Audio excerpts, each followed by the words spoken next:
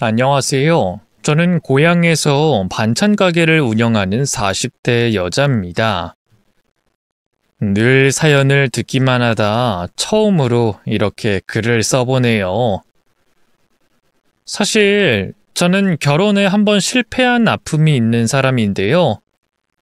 며칠 전 남편에게 4년 만에 연락이 와서일까요?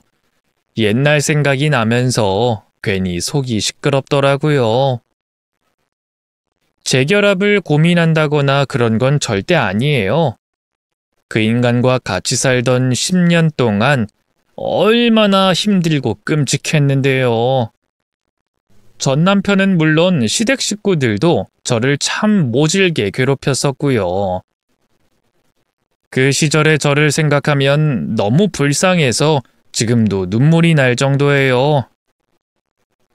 마지막에 시원하게 복수하고 갈라선 게 그나마 위안이라면 위안이랄까요? 어쨌든 옛날 일이 생각난 김에 썰밤에 속풀이 좀 한번 해볼까 하는데요. 비록 글솜씨는 없지만 잘 부탁드려요. 지금은 반찬 가게를 하고 있지만 20대 때 저는 평범한 회사원이었어요. 고향에 있던 여자 상업고등학교를 졸업하고 학교에서 연계해준 작은 제조회사에서 격리로 첫 사회생활을 시작했죠. 남편을 처음 만난 것도 그 회사에서였어요. 입사 시기가 비슷해서 친하게 지내다 눈이 맞아 사귀게 됐고요. 연애 8개월 만에 결혼을 하게 됐죠. 남편이 나이가 좀 있어서 하루빨리 식을 올리고 싶어 했거든요. 그땐 콩깍지가 단단하게 씌어져 있을 때라 남편의 청혼에 냉큼 좋다고 대답했는데요. 막상 결혼하고 보니 너무 성급했나 하는 후회가 들었어요. 남편 때문은 아니었고요. 시어머니와 시누이 때문이었죠. 남편은 어릴 때 아버지가 병으로 일찍 돌아가셔서 홀어머니 슬하에서 자랐는데요. 시어머니가 남편을 남부럽지 않게 키우기 위해 안 해본 일이 없다고 하더라고요. 시장 생선 장사, 건물 청소, 식당 홀서빙 등 몸을 사리지 않고 닥치는 대로 돈을 벌었다 하더군요. 그래서인지 남편은 하나뿐인 어머니에 대한 효심이 지극했어요. 시어머니 또한 홀로 힘들게 키운 아들에 대한 애정이 남다르셨죠. 그러니 결혼 후 합가는 어찌 보면 당연한 수순이었어요.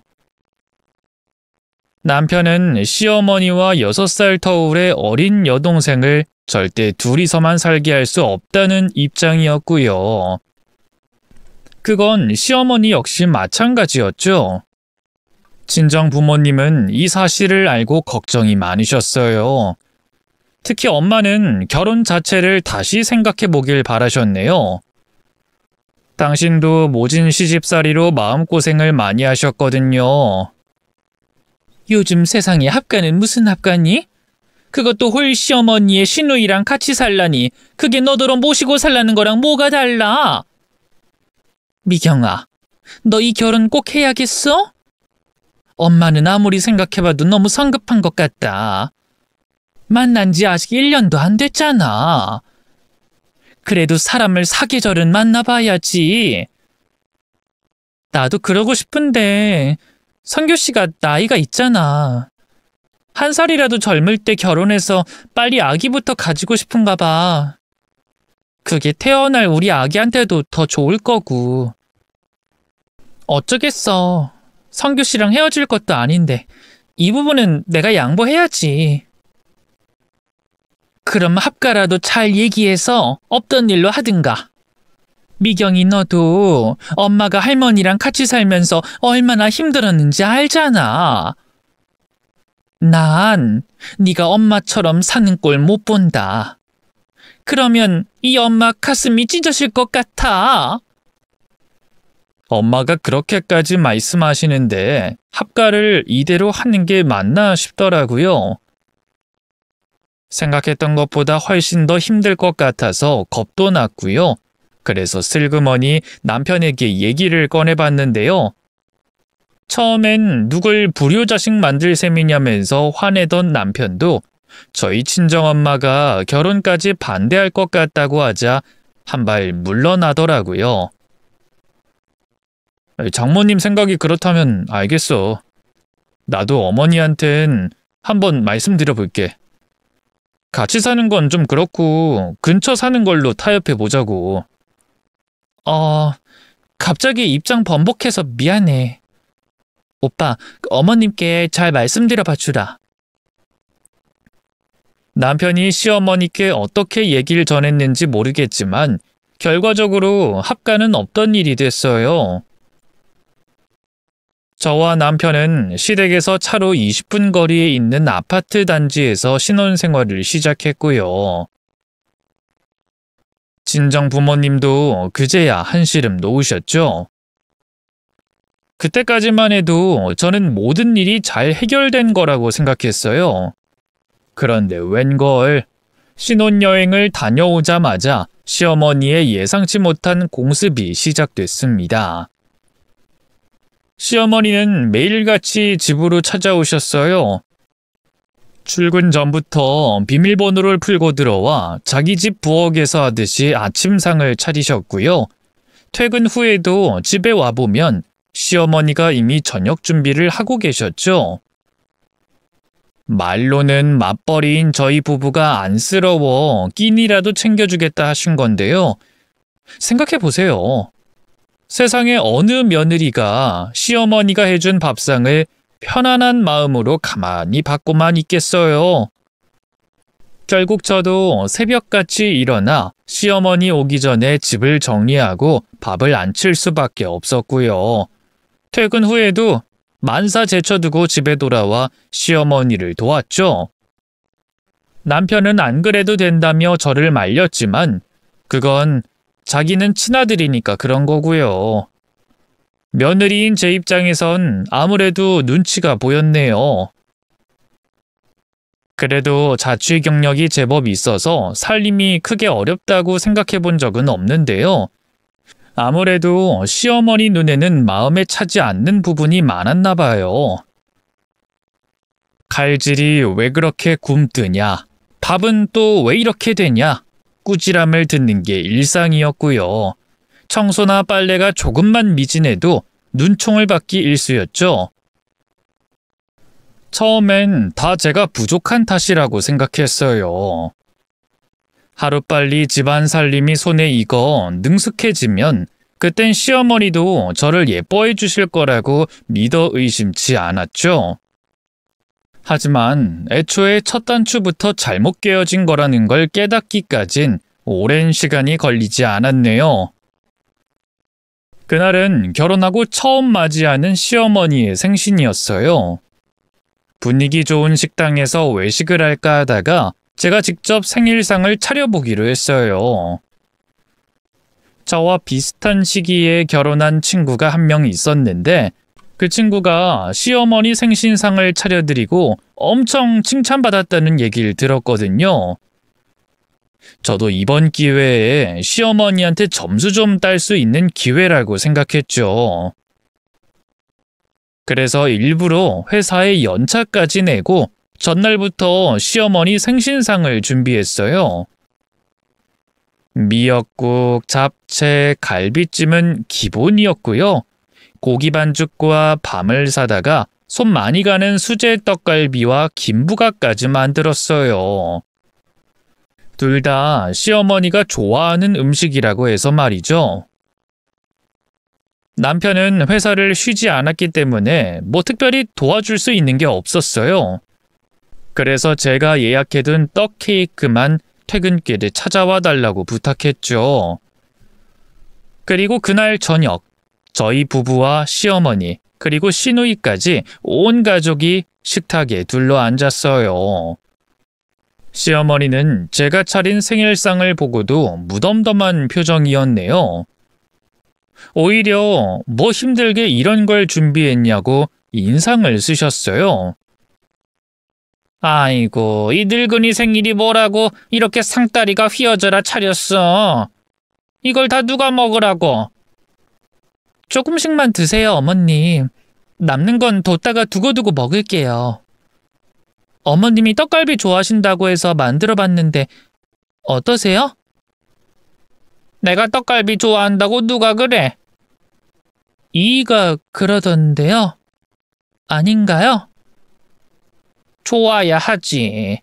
근데 요즘 나이가 들어 그런가 소화가 영 안 돼서 고기는 좀... 아이, 부각도 기름져서 부담스럽고 잡채도 그렇구나. 에휴, 그냥 나한테 물어보고 하지 왜 너 혼자 마음대로 준비했니?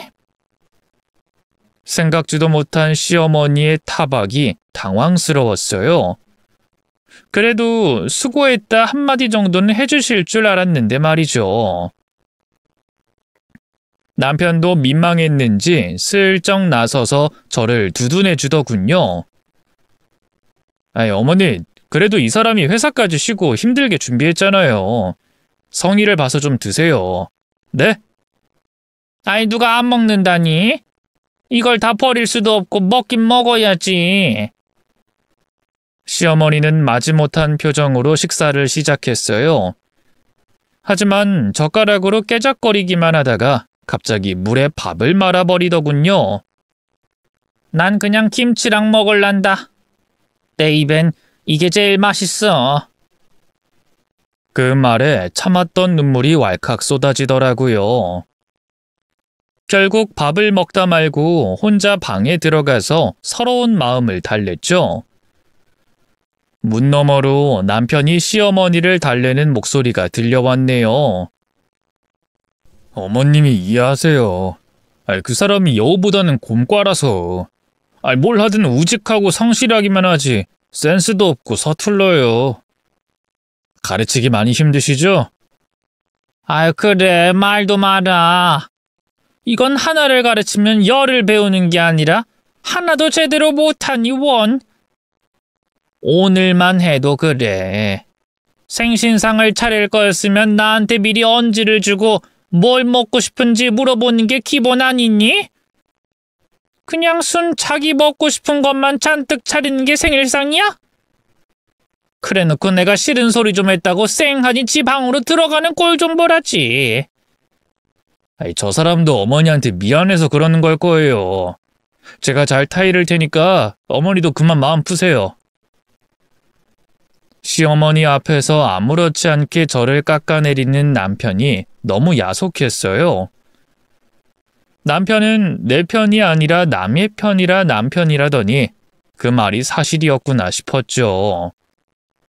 그래도 어쨌든 미리 시어머니에게 드시고 싶은 음식을 여쭤보지 않은 제 잘못이라고 생각했어요. 괜히 깜짝 이벤트를 하고 싶다는 욕심에 시어머니 모르게 남편 통해서만 메뉴를 물어보고 선정한 게 패착이라 여겼죠. 그래서 다음 생일엔 꼭 당사자인 시어머니에게 직접 여쭤보고 생일상을 차리겠다고 다짐했네요. 지금 생각해보면 참 바보 같은 생각이었어요. 제가 어떻게 하든 시어머니는 마음에 안 들어 했을 거고 어떻게든 흠을 잡았을 텐데 말이죠. 그 사실을 깨달은 건 그날 늦은 밤이었어요. 실컷 울고 잠자리에 들려다가 문득 뒷정리를 안 했다는 게 떠올라 주방으로 나갔는데요. 아니나 다를까 식탁 위에 먹던 식기며 남은 반찬들이 그대로 있더라고요. 남편도 시누이도 집안일엔 손도 까딱 안 하는 사람들이었거든요. 긴 한숨과 함께 늦은 뒷정리를 시작했는데요. 베란다 쪽에서 간간히 말소리가 들리더라고요. 뭐지 하고 가보니 시어머니가 핸드폰으로 누군가와 통화 중이었어요. 오늘 자고 가실 생각인지 편안한 실내복 차림이었죠. 방이 2개라 시어머니가 자주 작은 방에서 주무시고 가셨거든요. 사실 말이 분가지 합가나 다름없는 생활이었죠. 통화에 방해가 될까봐 다시 주방 쪽으로 가려고 했는데요. 갑자기 제 며느리라는 단어가 귀에 꽂혔어요. 자세히 들어보니 친구라고 추측되는 상대에게 제 얘기를 하고 있더군요. 아유, 말도 마. 눈물이 그렁그렁한 눈으로 방으로 들어가 버리는데 순식간에 나만 나쁜 년 됐다니까. 우리 아들이 똑똑해서 망정이지. 다른 놈들 같았으면 진작에 그 여우한테 홀랑 넘어가서 지 애미고 뭐고 나 몰라라 했을 거야. 에휴, 근데 성규 이놈도 남자는 남자야. 아니, 아까 며느리가 방에 들어가 버리니까 나한테 뭐라는 줄 알아? 며느리 개가 곰이란다, 곰. 내가 보기엔 꼬리 9개 달린 구미호인데 무슨. 합가 전제로 결혼하겠다 해놓고 나중 가서 말 바꾼 것만 해도 봐봐. 우리 아들을 대체 어떻게 꼬여냈길래 지 엄마밖에 모르던 애 입에서 분가 소리가 나오게 해? 그렇게 우리 아들 뒤에서 조종해놓곤 앞에선 아주 세상 순하고 착한 며느리 있냐. 아이, 그냥 보고만 있어도 속이 끓어오른다니까. 아이, 그래. 아이, 그년 때문에 우리 아들하고 나하고 졸지에 생이별하게 된 거 아니야. 성규 태어나고 한 번도 떨어져서 살아본 역사가 없는데 그 망할 년 생각할수록 괘씸해. 내가 그 언젠가는 착한 척 고민 척하는 그 가면 벗겨내고 말 거야. 시어머니의 악에 바친 목소리를 듣는데 등 뒤로 절로 소름이 일었어요. 알고 보니 시어머니는 분가 사건 이후로 줄곧 제게 앙심을 품고 있던 상태였어요. 제가 남편을 뒤에서 조종해서 분가하게 만들었다고 생각하시더군요. 남편 통해서 전해 들었을 땐 흔쾌히 나가시는 걸 허락하셨다고 했는데 알고 보니 아들에게는 좋은 엄마인 척하고 싶어서 어쩔 수 없이 허락한 거였더군요. 그제야 그간 시어머니의 얄궂은 말과 태도가 이해가 가더라고요. 애초에 시작부터 꼬여버린 관계였으니 제가 눈에 가시였겠죠. 그 모든 진실을 알고 나니 시어머니에게 예쁨 받는 며느리가 된다는 건 불가능한 일처럼 느껴졌어요. 게다가 시어머니가 저를 얼마나 미워하고 있는지 알게 되니 전보다 더욱더 위축이 되더군요. 안 하던 실수도 자꾸만 하게 되고요. 괜히 더 시어머니 눈치를 살피게 됐죠. 강약약 강이라고 그럴수록 시어머니는 더욱더 저를 못 잡아먹어 안달이었어요. 저는 마치 뙤약볕 아래 화초처럼 나날이 시들시들해져 갔죠. 거기에 시누이의 시집살이도 만만치 않았어요. 시누이는 저보다 1살이 어렸는데요. 시어머니와 남편이 너무 오냐오냐 하면서 키워서일까요? 지금까지 제가 봐왔던 그 어떤 사람보다 철이 없었어요. 고등학교를 졸업하고 3년 넘게 집에서 놀기만 한 건 물론이고요. 남편에게 받은 용돈을 아무 죄책감 없이 술과 쇼핑에 탕진하는 게 일상이었죠. 그리고 시어머니가 제게 하는 걸 옆에서 보고 배웠기 때문일까요? 저를 새언니가 아니라 아예 자기 하녀쯤으로 여겼어요. 손빨래하거나 세탁소에 드라이 맡겨야 하는 옷이 있으면 무조건 제게 가져왔고요. 생리대나 속옷같이 자기 손으로 사야 할 것도 전부 제게 사달라고 했네요. 심지어 웨이팅해야 살 수 있는 유명 맛집 음식을 포장해 오라고 한 적도 있어요.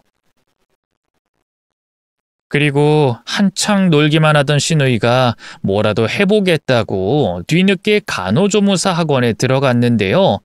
말도 마세요. 글쎄, 학원 숙제랑 노트 필기까지 저한테 시켰다니까요. 제가 회사 일이 바빠서 안 된다고 하면 아주 난리가 났죠. 새언니, 제가 어릴 때부터 심장이 약해서 병원에서 절대 강도 높은 운동 같은 거 하면 안 된다고 했거든요. 스트레스도 받으면 안 되고요. 안 그러면 심장에 무리가 와서 언제 잘못될지 모른다고 했어요. 그래서 엄마랑 오빠도 제 말이라면 뭐든 다 들어주려고 하는 거고요. 저도 지금까지 아가씨 부탁 열이면 열 다 들어줬잖아요. 근데 요즘은 회사 일이 정말 바빠서 아가씨 노트 필기까지 할 여력이 없어요. 그리고 직접 해야 아가씨 공부에도 도움이 되지 않겠어요? 저도 맘 같아선 제가 하고 싶죠. 근데 노트 필기만 하려고 하면 숨이 가빠오고 심장이 뛰는데 어떡해요? 이러다 저 잘못돼서 죽으면 새언니가 책임질 거예요? 진짜. 지금도 새언니 때문에 스트레스 받아서 죽을 것 같거든요? 사람 목숨을 가지고 그렇게 협박해대는데 당해낼 재간이 없더라고요. 그래서 회사 다니는 틈틈이 시어머니 눈총에 시달리며 집안일 하느라 바빠 죽겠는데 시누이 보모 노릇까지 했네요. 자질구레한 심부름은 물론 학원 숙제며 노트 필기도 대신해줬죠. 너무 힘들어서 남편에게 얘기해볼까 고민도 했는데요. 남편이 자기 엄마와 여동생을 얼마나 끔찍하게 생각하는지 알기에 소용없는 짓이다 싶더라고요. 괜한 분란만 일으키는 꼴이 될 것 같았죠. 게다가 결혼한 지 2년이 넘어갈 무렵부턴 남편과 제 사이에도 조금씩 균열이 생겼어요. 가장 큰 원인은 다름 아닌 아이 문제였죠. 남편은 대한민국 남자들이 을에 그러하듯이 당연히 자식을 낳아야 한다는 입장이었는데요. 저는 딱히 아이를 간절하게 원하는 건 아니었지만 그렇다고 아이가 갖고 싶지 않은 것도 아니었어요. 아니, 그보다는 당연한 통과 의례라고 생각했던 것 같아요. 우리네 엄마들이 그랬듯 당연히 저도 언젠가는 아이를 낳고 엄마가 될 거라 생각했죠. 하지만 결혼한 지 2년이 넘도록 아기는 찾아와 주지 않았어요. 남편의 초조함도 극에 달해서 난임병원을 고려하기도 했는데요. 남편은 안 그래도 세간의 시선을 많이 신경 쓰는 사람이라 그런지 맞닥잖아 하더라고요. 그랬다가 괜히 소문이라도 잘못 나면 어떡해. 당신도 나도 아직 젊고 건강하잖아. 어디 크게 아픈 것도 없고. 우리가 맞벌이라 같이 보내는 시간이 적기도 하고. 당신 요즘 회사 일 때문에 스트레스 받아서 더 그런 걸 수도 있어. 차라리 당신 회사 그만두고 둘만의 시간을 더 가져보는 게 어때? 뭐? 회사를 그만두라고? 어차피 지금 당장 돈이 급한 건 아니잖아. 모아둔 저금도 있고. 당분간은 나 혼자 외벌이로 일하고 당신은 임신 준비에 좀 더 박차를 가하는 게 어때? 들어보니까 뭐 임신 잘 된다는 보약도 있고 남자 몸에 좋다는 양약도 있다는데. 회사 그만두고 시간 내서 그런 것들 좀 알아봐. 그치만 나 이제 곧 대리 달 것 같은데 이대로 그만두면 아깝잖아. 일이야 애 낳고 다시 시작하면 되지. 그리고 사실 우리 둘이 같은 회사 다니는 거 눈치 보였어.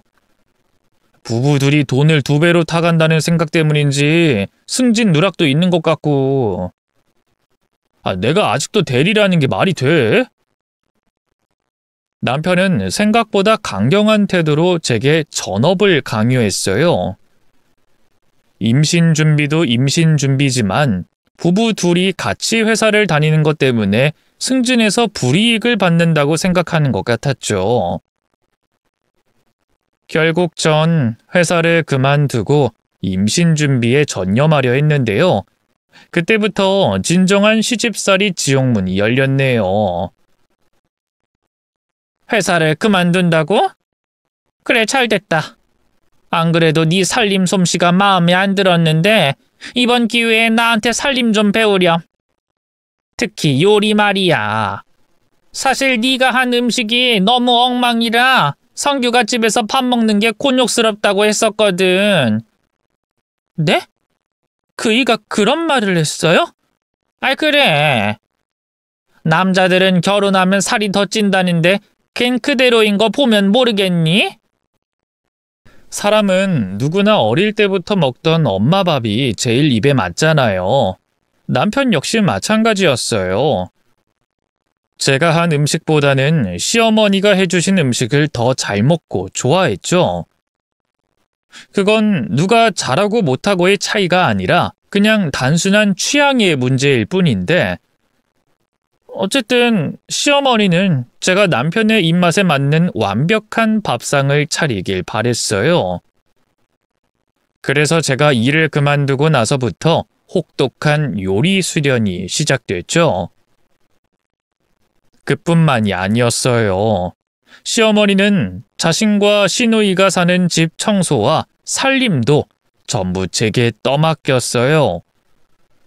이것도 집안일을 가르친다는 명목 하에서 이뤄졌죠. 꼭두 새벽에 일어나 자정까지 한시도 쉬지 못하고 일만 했던 것 같아요. 회사 다닐 때보다 체력적으로도 정신적으로도 더 힘들었죠. 극한의 스트레스 때문인지 아이도 당연히 생기지 않았네요. 결국 그로부터 1년쯤 지났을 무렵 남편이 고집을 꺾고 난임병원에 가자고 하더군요. 검사 결과는 충격적이었어요. 남편의 정자수가 적고 힘이 약하다는 건 예상했던 일이었는데 뜻밖에도 저 또한 자궁에 문제가 있다고 하더군요.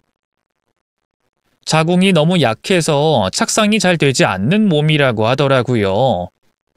즉, 남편 한 사람만의 문제가 아니라 부부 둘 다의 문제라는 거였죠.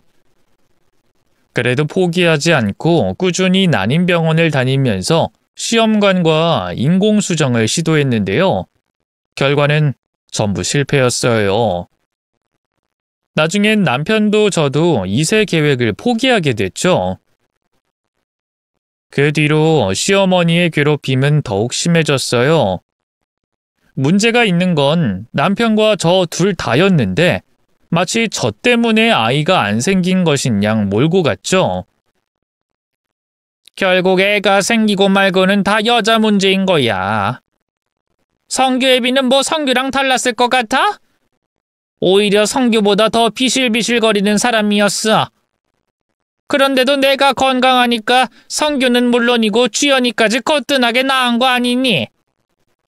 그럴 수 있죠. 근데 병원에선 어쨌든 그이랑 저 둘 다 문제가 있다고. 병원에서 그럼 한 사람 탓만 하겠니? 그랬다가 이혼이라도 하면 무슨 책임을 지려고? 그 사람들 말 다 고지고대로 들을 거 없어.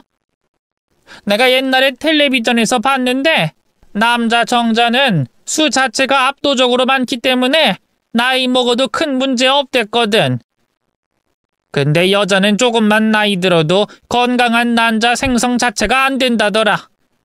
그러니 너네도 애가 안 들어서는 거 아니겠어? 에휴, 이럴 줄 알았으면 너랑 결혼시키는 게 아니었는데. 설마 이런 하자가 있을 줄은 몰랐지. 너 때문에 우리 김씨 가문 대가 끊어지게 생겼으니 내가 무슨 낯으로 죽은 성규 아빠랑 조상님들을 보겠니?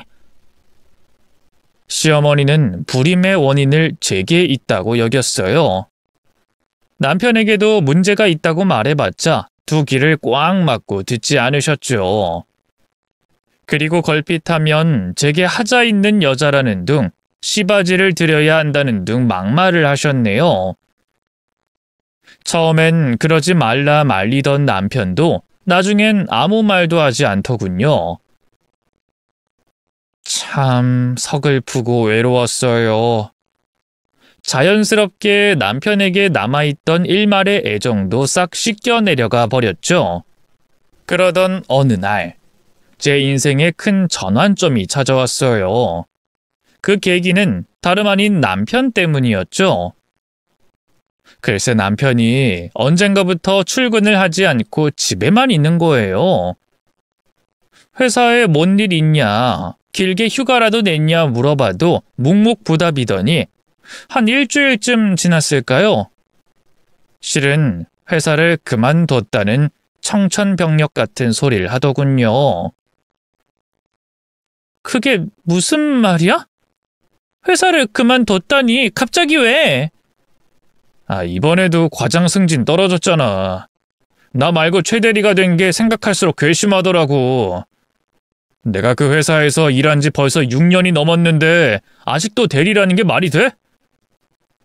그래서 사장님한테 따졌는데 이럴 거면 그만두라잖아. 그래서 네 알겠습니다 하고 나왔어. 내가 뭐 지 회사 아니면 갈 데가 없는 줄 알아? 아주 오냐오냐 했더니 사람을 호구로 보더라. 그렇다고 이렇게 대책도 없이 회사를 그만두면 어떡해? 요즘 불경기라 이직도 쉽지 않다던데. 이 사람이 대책이 없긴 왜 없어. 나 김성규야.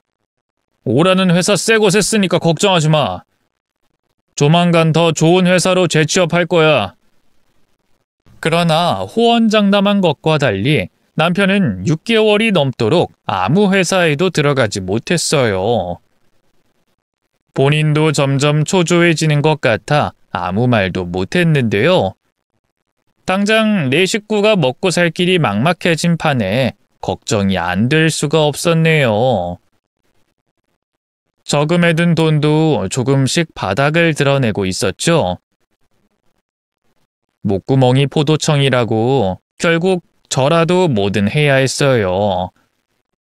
하지만 확실히 불경기는 불경기인지 제 발로 회사를 그만둔 30대 여자를 써줄 만큼 괜찮은 회사는 찾기가 힘들었죠. 결국 식당 서빙이나 마트 캐셔 같은 단순 서비스직도 알아보기 시작했는데요. 두드리면 열린다고 생각지도 못한 기회가 찾아왔어요. 어릴 때 친하게 지냈던 이웃집 언니와 우연히 연락이 닿았는데요. 그 언니가 저희 집 근처에 반찬 가게를 하나 내게 됐다고 일할 사람을 구하고 있다고 하더라고요. 고민할 것도 없이 제가 하겠다고 했어요. 언니도 아예 모르는 사람보다는 아는 사람이 나을 것 같다면서 기꺼이 저를 써줬죠. 그런 언니가 고마워서 더 열심히 일했어요. 단순히 시키는 일만 하지 않고요. 제가 갈고 닦은 음식 솜씨로 젊은 주부들이 좋아할 만한 반찬도 많이 만들었는데요. 다행히 하나같이 반응이 좋아서 가게 간판 메뉴가 될 수 있었죠. 뿌듯하기도 했고요. 그간 잊고 있던 성취감도 들더라고요. 무엇보다 좋았던 건 시어머니와 시누이도 제가 실질적인 가장이 된 뒤로 가게에 나가 일할 때만큼은 크게 터치하지 않았어요. 자기들 밥줄이 제가 벌어온 돈에 달렸다는 걸 잘 알고 있었던 거죠. 그쯤에 남편은 남자들이라면 한 번쯤 다 걸린다는 사업병에 걸려 있었는데요. 재취업 대신 무슨 운송 사업으로 성공하겠다면서 꿈에 부풀어 있었어요. 사업 자금을 만들겠답시고 모아둔 돈도 다 까먹고요. 심지어 저 모르게 은행빚까지 져서 집이 경매로 넘어가 버렸죠. 결국 저와 남편은 시댁으로 들어갈 수밖에 없었네요. 사실 분가에서 살 때도 시어머니와 시누이가 밥 먹듯이 저희 집을 들락날락거렸잖아요. 그래서 합가를 시작한 뒤에도 크게 달라진 건 없었어요.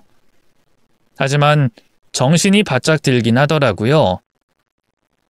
그때까지도 남편은 정신을 못 차리고 여전히 사업을 하겠다면서 나대고 있었거든요.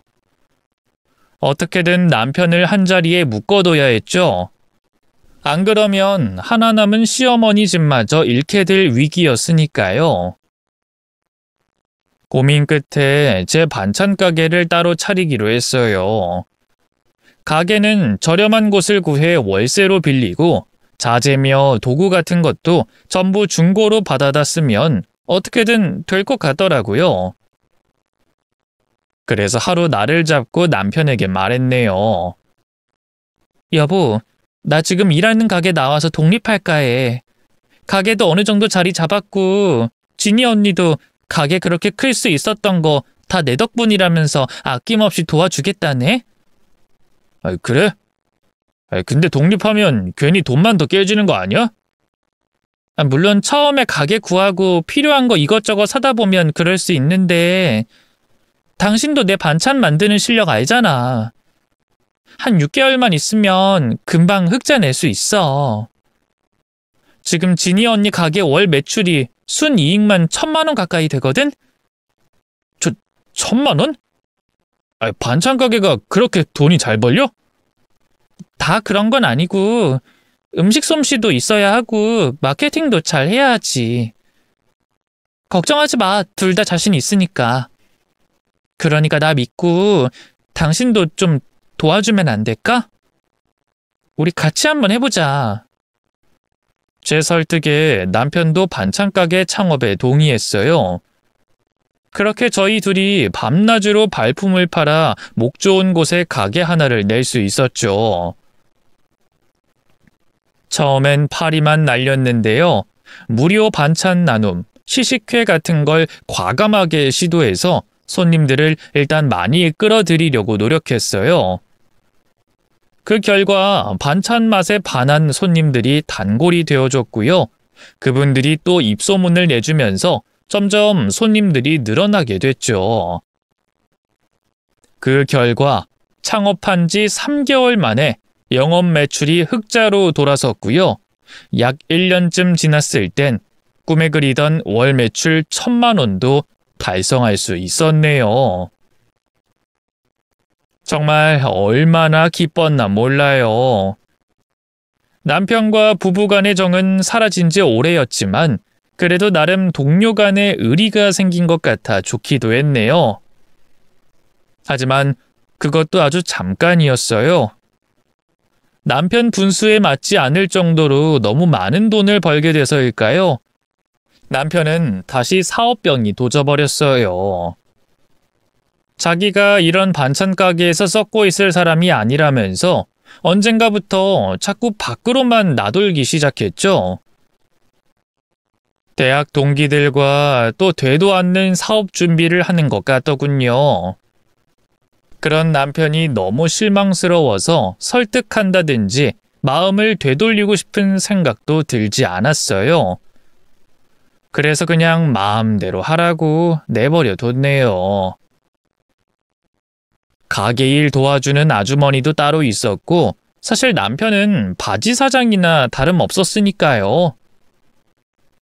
그러던 어느 날이었어요.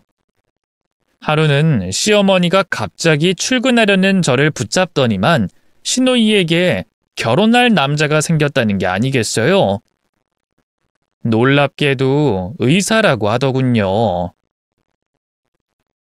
아니, 아가씨가 대체 어디서 의사를 만난 거래요?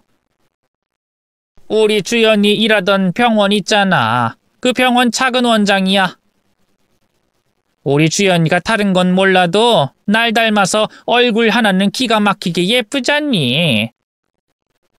생각지도 못한 소식에 얼떨떨하더라고요. 시누이가 간호조무사 학원을 졸업하고 병원을 다닌 건 사실인데요. 사실 3개월도 못 다니고 힘들다면서 그만뒀거든요. 그런데 그 짧은 시간 동안 원장과 눈이 맞다니 참 그 어떤 의미에선 대단하다 싶더군요. 에휴, 근데 우리 집이 뭐 그렇게 크게 못난 건 아닌데 어쨌든 그쪽은 대대로 의사 집안이다 보니 좀 꿀리는 감이 있더라고. 그쪽 부모가 우리 주연이를 썩 마음에 들어하지도 않는 눈치고. 그럼 결혼을 못할 수도 있는 건가요? 그건 아니야. 실은 주연이가 지금 그 원장 애를 임신해서 말이다. 배가 더 부르기 전에 결혼을 시켜야 할 것 같거든? 예비 사돈댁에서도 처음엔 반대하다가 애가 생겼다니 어쩔 수 없이 허락하겠대. 시집도 안 간 처녀가 임신이라니 정말 얼마나 놀랐는지 몰라요. 무엇보다 시누이가 대학 졸업하고 백수로 지내던 시절 양아치 같은 놈을 만나 임신을 한 적이 있거든요. 남편의 결사반대로 결국 낙태를 했지만 말이에요. 다신 임신하기 힘든 몸이 됐다고 하더니만 그새를 못 참고 또 다른 남자와 애를 가지다니. 정말 좋은 의미로든 나쁜 의미로든 대단하다 싶더군요. 그런 제 마음을 아는지 모르는지 시어머니가 다시 입을 열었어요. 당장 혼수부터 사려고 하는데 돈이 있어야 말이지. 네가 좀 보태줄 수 있지? 이제사 하는 말인데 사실 네가 시집 올 때 해온 게 뭐가 있니?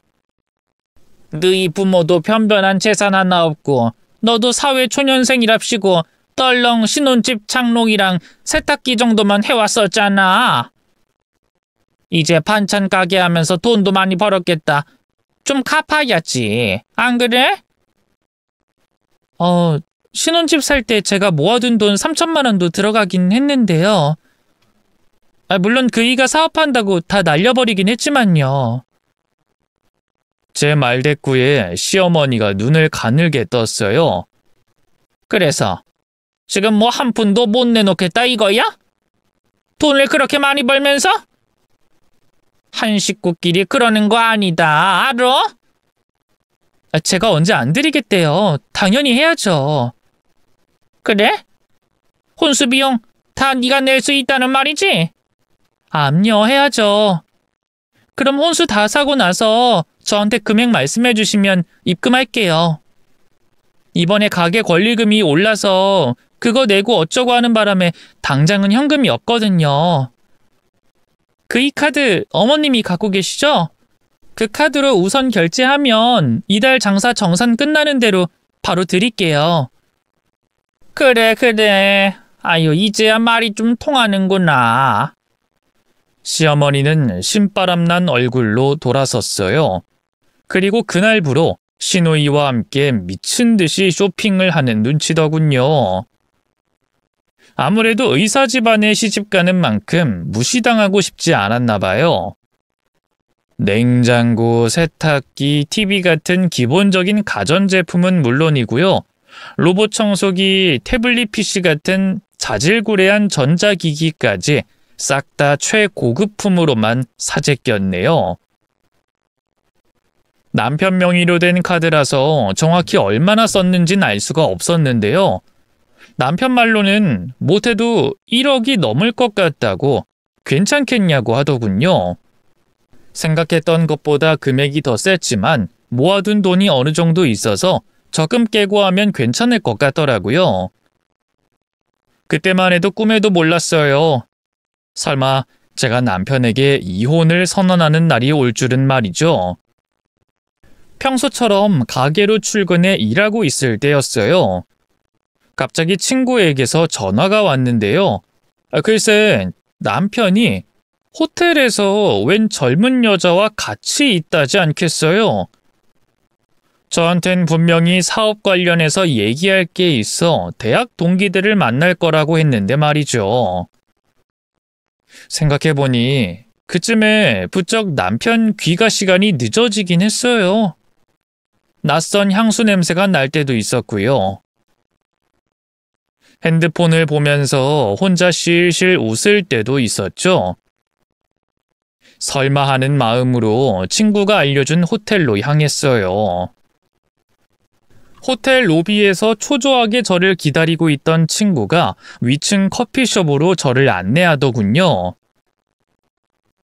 내가 어지간하면 그냥 모른 척하려고 했는데 둘이 얼마나 눈꼴실인지 몰라. 너희 남편, 네가 반찬 가게에서 번 돈으로 탱자탱자 노는 배짱이라는 거 다 아는데 도저히 두고 볼 수가 없더라고. 혹시라도 네가 상처받을까 봐 말하지 않는 게 나을까 고민도 했는데 아니야, 모르는 것보다는 아는 게 낫지.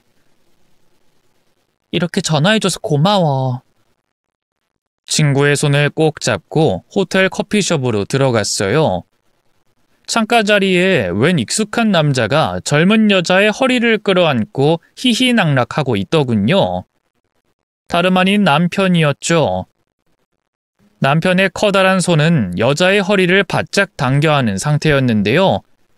공공장소라는 걸 아는지 모르는지 거리낌 없이 진한 스킨십을 나누고 있더군요.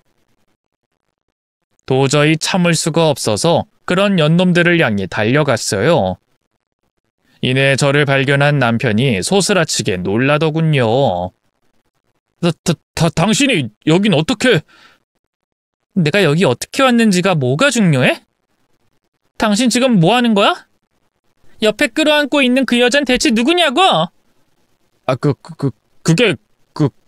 그러니까... 남편은 당황해 어쩔 줄 몰라 했어요. 한심하게도 뻘뻘 식은땀까지 흘리더군요. 그러자 옆에 있던 여자가 저를 날카롭게 노려보면서 입을 열더군요. 오빠, 이 여자 누구야? 그러니까 세이야. 누구긴 누구야, 이 인간 부인이지. 아무 말 못하는 남편을 대신해 제가 대답했어요. 그러자 그 상간녀의 얼굴이 휘둥그레지더군요. 뭐? 부인? 오빠 이혼했다며. 근데 무슨 부인이야?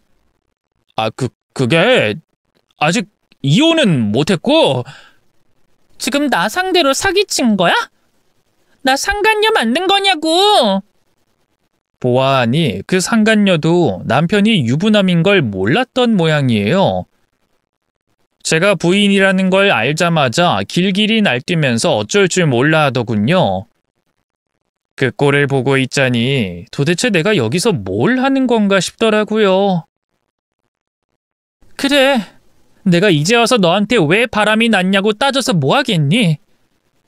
우리 사이에 애정이라는 게 사라진 진 벌써 오래됐는데 그냥 10년 동안 붙어 살다 보니 관성적으로 계속 같이 살던 거잖아. 차라리 잘 됐어. 이 기회에 우리 깨끗하게 갈라서자. 진짜 이혼남 돼서 다른 여자를 만나든지 말든지 알아서 해. 뭐 회사 그만두고 자기 손으로 돈 한 푼 벌어본 적 없는 널 누가 데려갈진 모르겠지만. 그리고 이 상간녀랑 썼던 돈은 다 뱉어내라. 그동안 너랑 너희 엄마한테 당하고 살았던 내가 가엾어서 위자료 소송도 할 거니까 각오하고. 저는 그렇게 할 말을 다 마친 뒤 미련 없이 뒤돌아섰어요. 그리고 친구와 함께 호텔 밖으로 나왔죠. 남편이 허둥지둥 그런 제 뒤를 쫓아왔어요. 여보, 잠깐만. 나 세이 아니 그러니까 방금 그 여자랑은 아무 사이도 아니야. 그냥 술집에서 우연히 만난 앤데 내가 좋다고 자꾸 쫓아다녀서 어쩔 수 없이 몇 번 만나준 게 다라고. 그래? 걔는 네가 이혼남인 줄 알고 있던데? 작정하고 속인 다음에 꼬신 건 너 아니야? 아니 그러니까 난 여하튼 내가 다 잘못했어 여보. 다신 안 그럴게. 한 번만 봐주라. 응? 그래도 우리가 같이 산 세월이 있는데 어떻게 이렇게 단칼에 끝을 내겠어. 그래, 나도 그 잘난 세월 때문에 지금까지 너 참고 살아줬던 거야. 꾹 참고 살면 너도 언젠가는 내 소중함을 알아줄 거라고 믿었거든. 근데 그것도 사람한테나 할 수 있는 기대지. 너 같은 짐승보다 못한 새끼한테 해당되는 말이 아니야. 긴 말할 거 없고 우리 이혼하자. 나 바로 짐 싸서 집 나갈 거고 이혼 소장은 변호사 통해서 보낼 테니까 그렇게 알아. 저는 매달리는 남편을 거칠게 뿌리치고 바로 집으로 돌아왔어요. 그리고 방으로 들어가 짐을 싸기 시작했는데요. 때마침 집에 있던 시어머니와 시누이가 깜짝 놀라 묻더군요. 아니 며느리, 너 갑자기 짐은 왜 싸는 거니? 그러니까? 새언니 어디 여행 가요? 아니요. 저 그 인간이랑 이혼하기로 했어요. 그 인간이 저 모르게 젊은 년이랑 바람이 났거든요. 오늘부로 남남됐으니까 그렇게 하세요. 뭐? 우리 성규가 바람이 났다고? 네. 뭐 정확한 건 그 잘난 아드님 오면 확인해 보세요. 전 이제 상관없는 일이니까. 뭐? 이 시애미한테 그게 무슨 말버릇이야? 그러게 네가 진작에 잘했어야지. 성규가 오죽 외로웠으면 다른 여자랑 바람이 났겠니? 역시나 시어머니는 제 기대를 실망시키지 않았어요. 아들이 바람이 났다고 하는데도 제 탓을 하더군요. 기가 막혀서 가방을 싸다 말고 시어머니를 돌아봤네요. 제가 여기서 뭘 더 어떻게 잘해야 하는데요? 그 인간 회사 그만두고 사업한답시고 날려먹은 돈이 얼만 줄 아세요? 당장 먹고 살 길이 막막해서 맨몸으로 반찬 장사 뛰어들었고 하루 3시간도 채 못 자면서 일에 매달렸어요. 그렇게 힘들게 번 돈으로 어머님이랑 아가씨 그리고 남편 먹여 살렸고요. 그뿐이에요? 집안일도 다 제가 했죠. 그런데 제가 여기서 뭘 어떻게 더 잘해야 해요? 제 말에 주춤하던 시어머니가 이내 건수를 잡았다는 표정으로 입을 열었어요. 애를 못 낳았잖아. 부부 사이가 어떻게 평생 남녀간의 정으로만 유지될 수 있겠니? 특히 남자는 애가 있어야 마음을 잡지. 근데 네가 하자가 있어서 애를 못 가지니까 우리 성규가 그렇게 밖으로 돈 거 아니야? 우리 주연이 봐라. 결혼도 전에 이렇게 애가 생겨서 그 잘난 의사 집안에 시집도 가잖니? 모름지기, 여자는 일 잘하고 돈 잘 벌고 이런 거 다 필요 없어. 애만 잘 낳으면 된다고.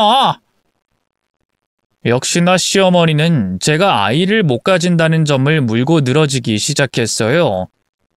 그것밖엔 트집 잡을 게 없었겠죠.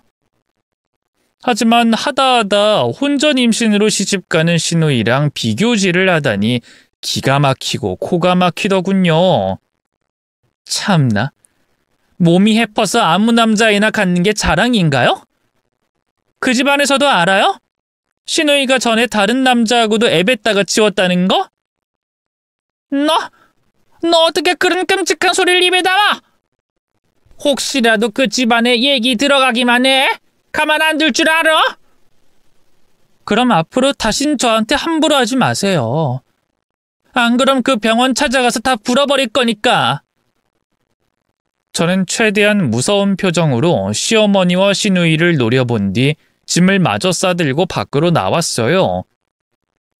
그 사이 도착한 남편이 저를 막아서고 제발 가지 말라며 사정사정하더군요. 그러자 뒤늦게 정신을 차린 시어머니와 시누이도 달려나와 제게 매달리더군요. 너 인연, 이대로 가는 건 좋은데 혼수 비용은 내놓고 가. 맞아요, 새언니. 제 혼수 비용 언니가 대준다고 했잖아요. 그 약속은 지켜야죠. 참, 모녀 둘이 어찌나 뻔뻔하던지요. 절로 헛웃음이 나오더군요. 그건 제가 이 집안 며느리일 때 얘기였죠. 이 인간이 바람펴서 이제 이혼할 거고, 그럼 전 이 집안하고도 아무 상관없는 사람이 되는 건데 제가 왜 혼수 비용을 대야 하는데요? 그런 무책임한 말이 어딨어?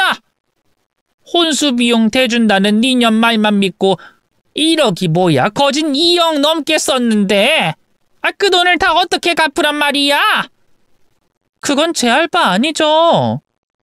잘난 어머님 아들한테 달라고 하세요. 너 인연 거기 안 서? 내가 가만 안 둘 거야. 사기죄로 고소할 거라고. 사기죄요? 참나, 네, 어디 한번 해보세요.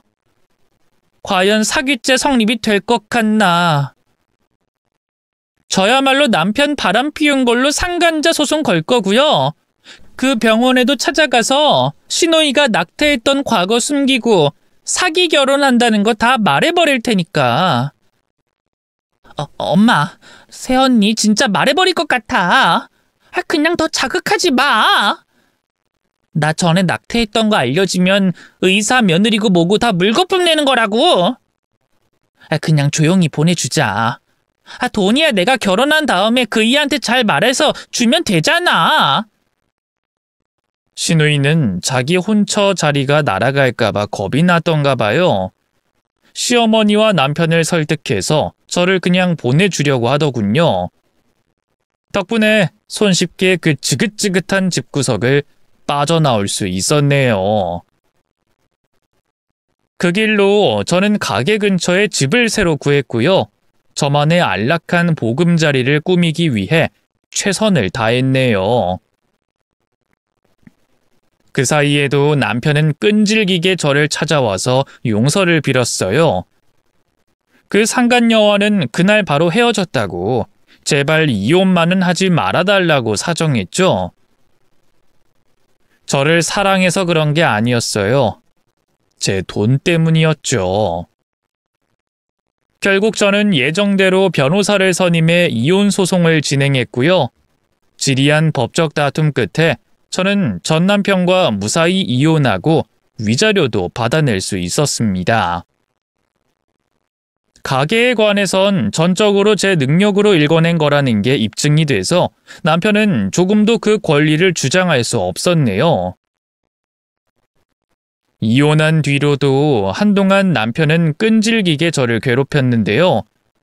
경찰을 불러 겁을 한번 준 뒤로는 다시는 찾아오지 않았어요. 공통지인에게 들은 말에 의하면 여전히 사업병을 고치지 못하고 쓰레기처럼 산다 하더군요. 또 신우이는 결혼하고 얼마 안 돼 결국 이혼당했다고 해요. 제가 그 병원에 뭐 따로 신우이의 과거를 알리거나 한 건 아니었고요. 알고 보니 신우이 뱃속에 있던 애가 결혼한 의사 남편 친자가 아니라지 뭐예요.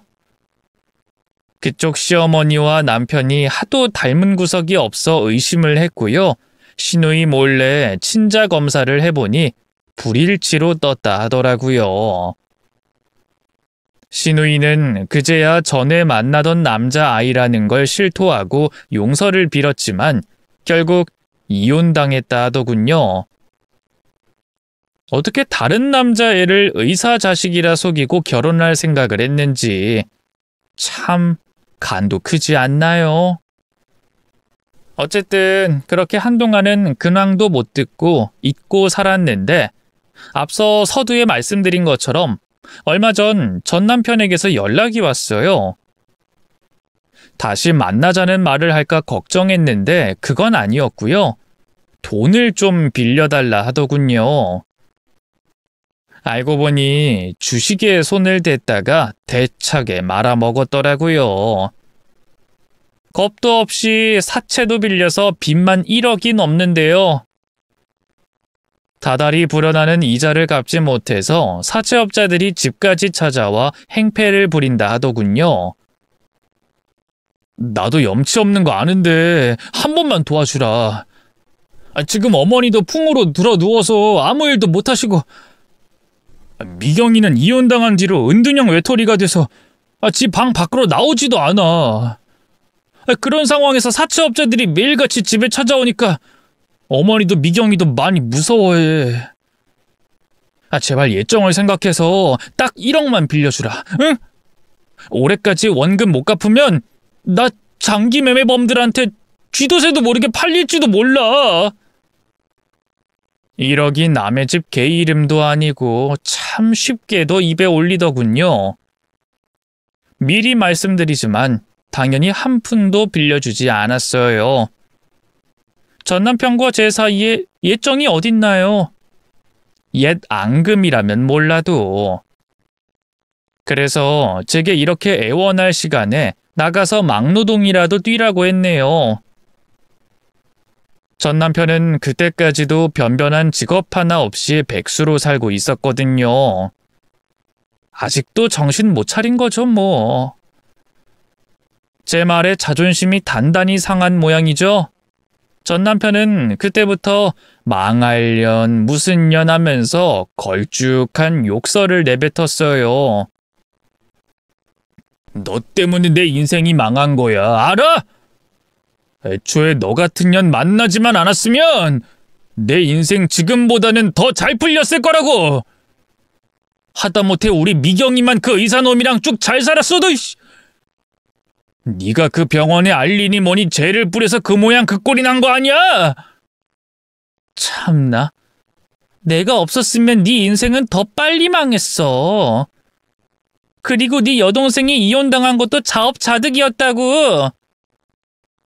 낙태했던 과거를 숨긴 것도 모자라서 다른 남자애를 그 집안 핏줄이라고 속여?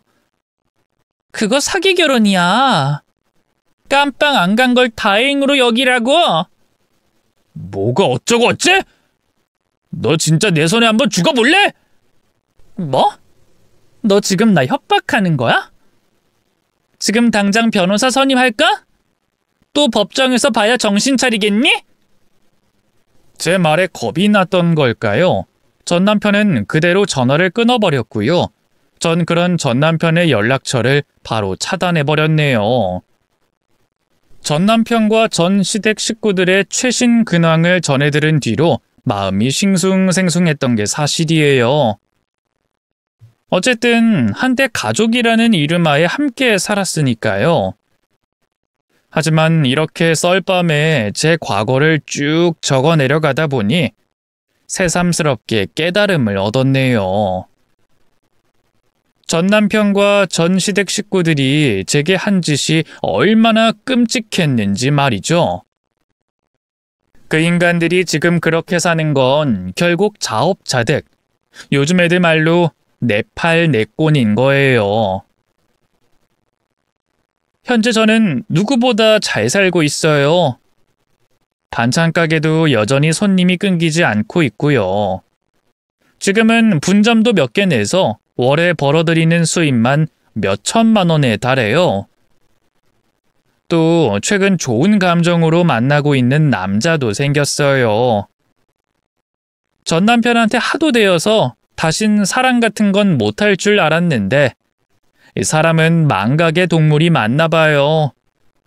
가끔 남자친구와 다툴 때면 내가 무슨 영화를 누리자고 또 남자를 만나 이러고 지지고 볶고 있나 라는 생각이 들 때도 있는데요. 그래도 혼자일 때보단 둘이 있을 때 더 행복한 게 사실이에요. 남자친구가 전 남편과 달리 성실하고 다정한 사람이기도 하고요. 저와 결혼하고 싶어하는 눈치지만 아직까지는 망설여지는 게 사실인데요. 요즘은 여자들이 능력만 되면 결혼을 안 하는 추세기도 하고 새로운 가정을 꾸려나갈 용기가 안 나네요. 썰밤 구독자님들은 어떻게 생각하시나요? 제가 재혼해도 행복할 수 있을까요? 저보다 인생 경험 풍부한 분들의 고견 부탁드려요. 댓글 남겨주시면 하나도 빠짐없이 다 읽어볼게요. 그럼 이만 글을 마칠게요. 긴 얘기 들어주셔서 감사합니다. 모두 건강하세요.